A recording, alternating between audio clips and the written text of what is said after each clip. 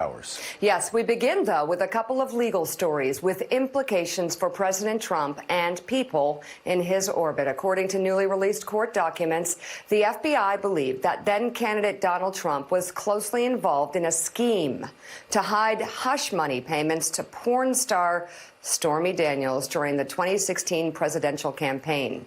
The documents released yesterday from the closed campaign finance case against Trump's former fixer Michael Cohen described a series of calls, text messages, and emails among Cohen, Trump's campaign aide Hope Hicks, Keith Davidson, an attorney for Daniels, and David Pecker, an executive of the company that publishes the National Enquirer. It also revealed multiple calls between Cohen, Trump, and Hicks, including on October 26th, when Trump and Cohen spoke twice on the same day that Cohen would wire $130,000 to the attorney for Daniels, whose real name is Stephanie Clifford, as payment for the agreement to secure her silence about their sexual affair.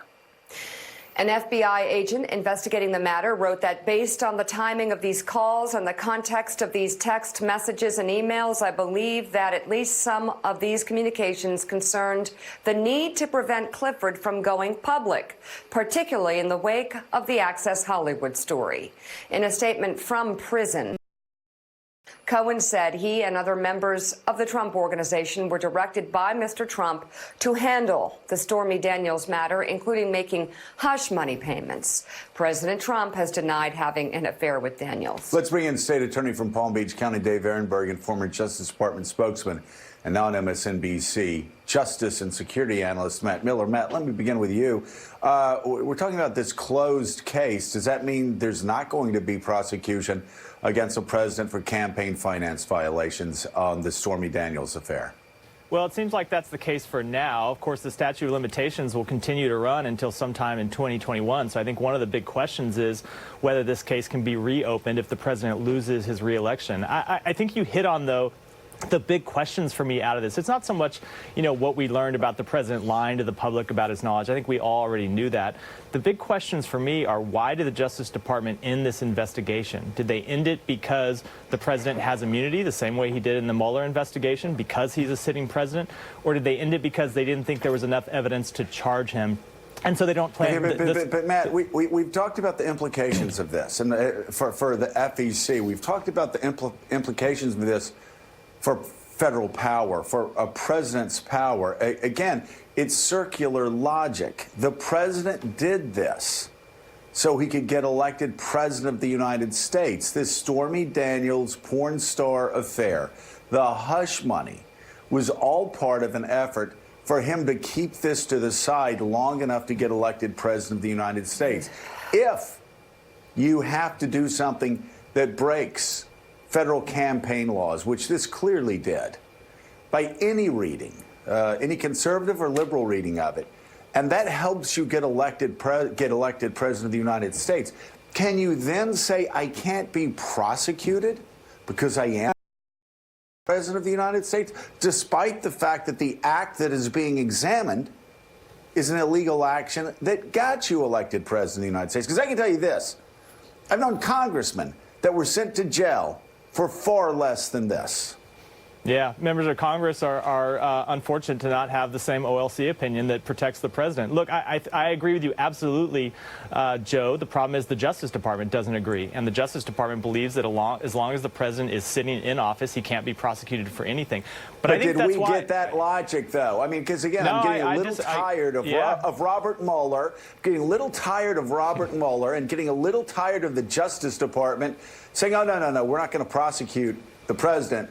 But we're not going to exactly tell you why we're not going to prosecute the president. I think that's the key question. Look, as long as DOJ has that opinion, they need to answer these questions for Congress. If they believe that the president committed a crime here, and we don't know that's the case. We should be clear. We don't know why SDNY closed this investigation, and we don't know whether they did that on their own or whether Bill Barr had some role. And I think those are the questions Congress needs to insist on, because if the president is only escaped being indicted again, because I think this would be the second time because he's a sitting president, then DOJ needs to make that clear for Congress so Congress can decide whether they're going to take some action. Well, Dave Ehrenberg, if you spend, what, $150,000, $160,000 to pay somebody off and you're doing it so you can get elected to a position. I mean, if you did that and you campaigned for state attorney and funneled $160,000 to a third party because you knew if they had information that would defeat you at the polls in the coming weeks, and you didn't report that money, they found out later, buddy, somebody'd be prosecuting you. So are we here, and any congressman, any senator, any governor. So are we here once again at a place where the president's being prosecuted, but the president's not being prosecuted? Yeah. Joe, as a member of Congress, you and I, as state attorney, don't have the benefit of that internal DOJ policy that forbids indicting a sitting president. And I think that is relevant here. There are a lot of things going on here, but Joe, I think that the public needs to know, and I agree with Matt that there needs to be public hearings about this. Especially, I want to know what Bill Barr's role is. Do you know, the revelations that came out yesterday did not reveal the role of the Attorney General. Do you know the investigation into these matters seemed to conclude 5 months ago? That was the last time the Southern District of New York had contact with the Trump Organization. That coincides with the swearing in of Bill Barr as U.S. Attorney General. Did he put his thumb on the scale? Did he put the kibosh on the investigation? These are things maybe Congress needs to investigate.